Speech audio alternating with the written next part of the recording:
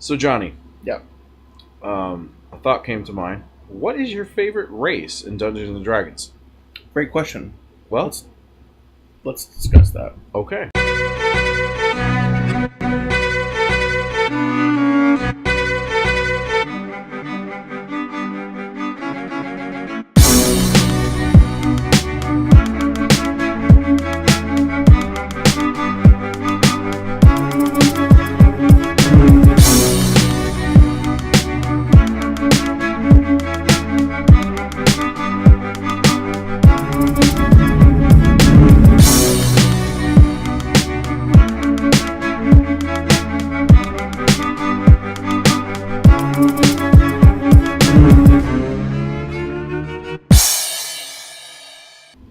Welcome back to another edition of Dual DMs. We're your hosts, Marcus, DM number one.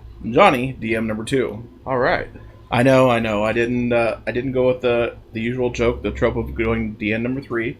Let us know in the comments if you want me to stay DM number 3, DM number 2, or if you want me to take the throne over from Marcus here and be DM number 1. It's not a throne. It's just that's how He's made it a throne. No, you've made it a throne. You have ego in. You put ego into some numbers. If I had ego, I would definitely be number 1. Anyway, so DM number 1 or DM number 2 or 3, he holds 2 spots and somehow I'm better. Anyway, so anyway, welcome back. Second place is just the first loser. Welcome back.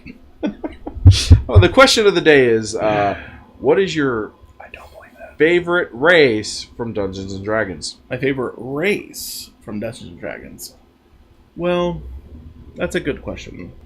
So my favorite playable race, I've played since AD&D. Typically, I played humans or half elves because they gave me the best bonuses. However, I've kind of changed the game up a little bit. I've started doing this thing where I like to kind of challenge myself or play flawed characters. So I like flawed but unique characters. So what I've been playing lately have been like Genasi or Aarakocra style, where I haven't actually played Aarakocra, but I've actually built one that I've been wanting to play because it gives you flying speed, but I also wanted it for the limitations. But my favorite playable race as of right now I've been playing has been Genasi's, because there's like 4 different subclasses and they give you a decent variety. So what you're saying is before you were playing flawed Before stuff. I was playing the quote unquote perfect, though I was trying to min max, like as an up and coming player, because the idea was the old school method of playing RPGs on you wanted to get the best at everything. Now I'm playing, and as a DM, I also enjoy people who like that more RP flavor. Okay. So I like that they have somebody who has a high skill in something but maybe has a flaw. So I choose other races, especially like the Nanasi, who have a lot of decent pluses, but I also try to have like a dump stat that I use as an RP method. So I was just trying to see if you say like the Aarakocra. So basically, I'm not saying they're flawed races. I'm just saying that they have decent pluses in something specific, and I use that as my plus, and then I use a dump stat, because rather than being wholly versatile, I'm choosing something that's pinpoint. Oh, okay, I understand now. That's good. Yeah, thanks. What about you? Well, I guess it has to be the Tabaxi. Tabaxis are one of my favorites. They're cats. Yeah, everybody loves cats, right? Yeah, he's got a lot of cats. If he was a lady, not he would a be lot a crazy cat lady. I don't have a lot of cats, but I do love the cats. How many number of cats do you have? 3.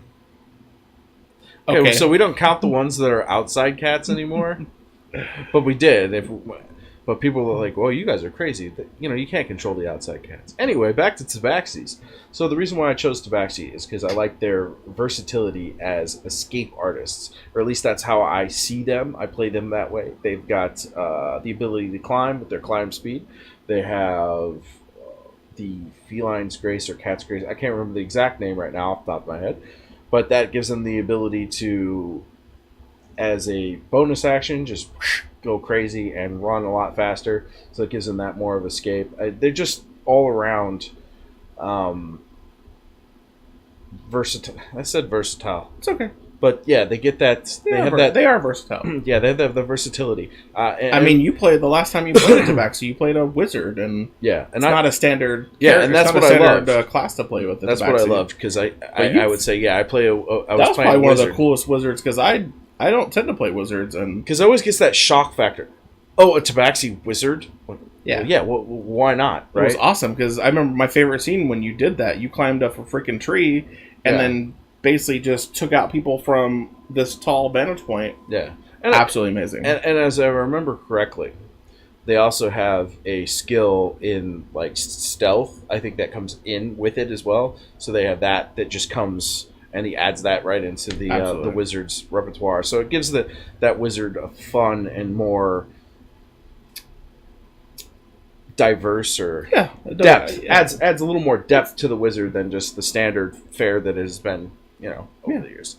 But anyway, we would like to now throw that question to you. What is your favorite? Yeah, let us know in the comments section down here on YouTube.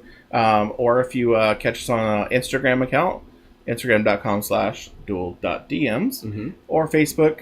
You can also check us out on Twitter. Yep. That's at dualdms. And one last thing before we go. Tonight, the Apex excursion will be on. Julian Rhodes will be... DMing that one? Yeah, he's going to be DMing that, and that'll be at 6 p.m. Pacific Standard Time, and that'll be the beginning of the full series arc for the Apex excursion. Well, so check that out. Let's send them off, Johnny. Remember, roll 20s. Not ones.